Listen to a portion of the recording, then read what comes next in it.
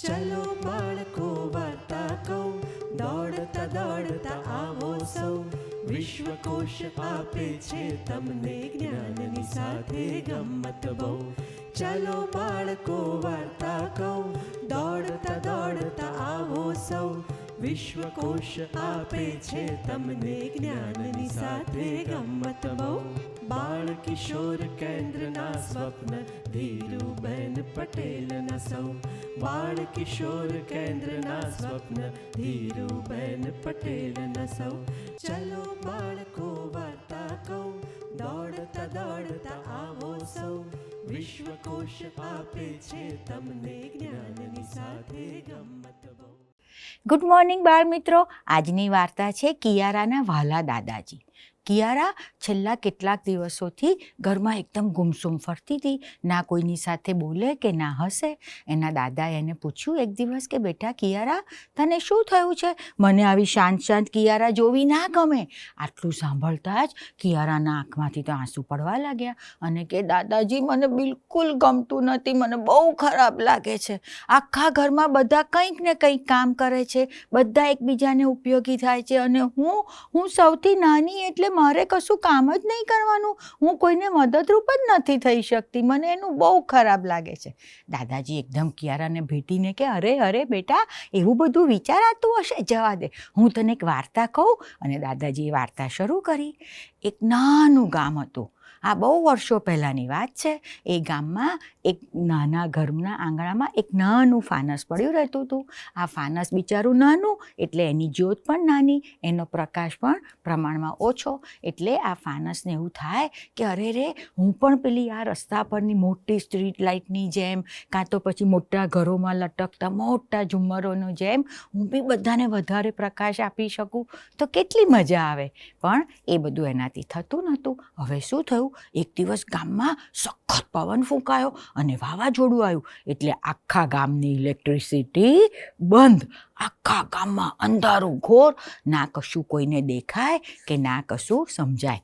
એવામાં પેલા નાના ફાનસે જોયું કે એક નાનો છોકરો ત્યાં ઊભો રડતો હતો.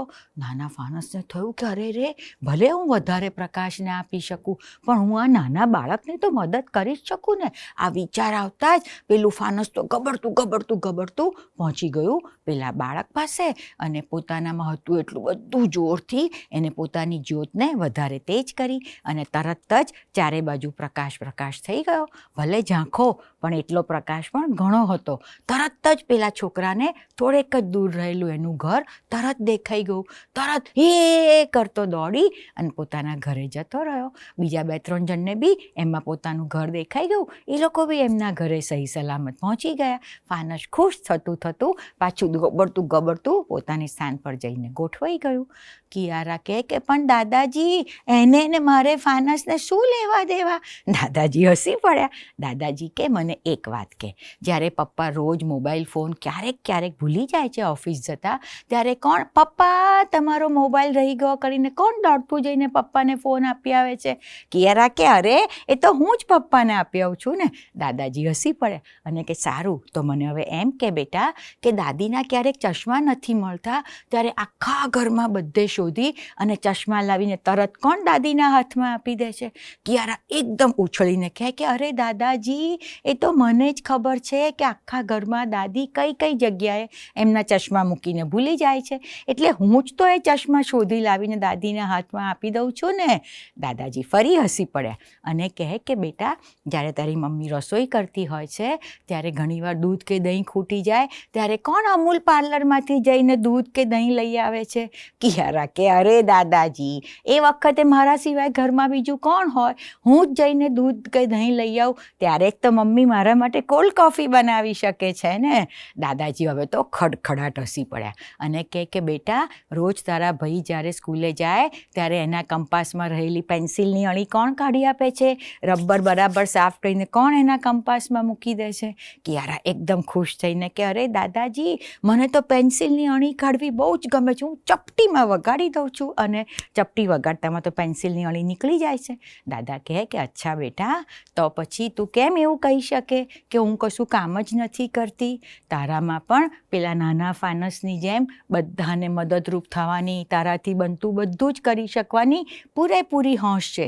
જો પપ્પા એમનો મોબાઈલ ઘરે ભૂલી જાય તો એમને આખા દિવસ કેટલી મુશ્કેલી પડે ઓફિસમાં. અને દાદીને ચશ્મા ના મળે તો હજી તો દાદા બોલે એ પહેલાં જ કિયારા એકદમ ઉછળીને કહે કે દાદાજી, તો દાદી છાપું પણ ના વાંચી શકે અને બપોરે એમની ટીવી સિરિયલ પણ કેવી રીતે જોઈ શકે? દાદાજી કહે કે અને તારી મમ્મી તો બિચારી રસોઈ કરે કે દોડતી દૂધ નહીં લેવા જાય? કિયારા અને મને એમ કહે કે તારા ભાઈની પેન્સિલની અણી બરાબર ના નીકળી હોય તો સ્કૂલમાં એ કેવી રીતે સુંદર અક્ષરે લખી શકે? કિયારા, તું પણ તારાથી બનતું બધું જ કામ કરે છે.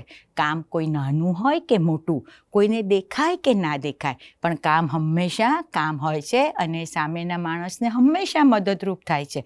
કંઈ સમજ પડી તને બેટા? કિયારા એકદમ દાદાને વળગીને કે યસ દાદાજી, હવે મને બધું સમજાઈ ગયું. આઈ લવ યુ દાદાજી કહી અને દોડતી કિયારા રમવા જતી રહી.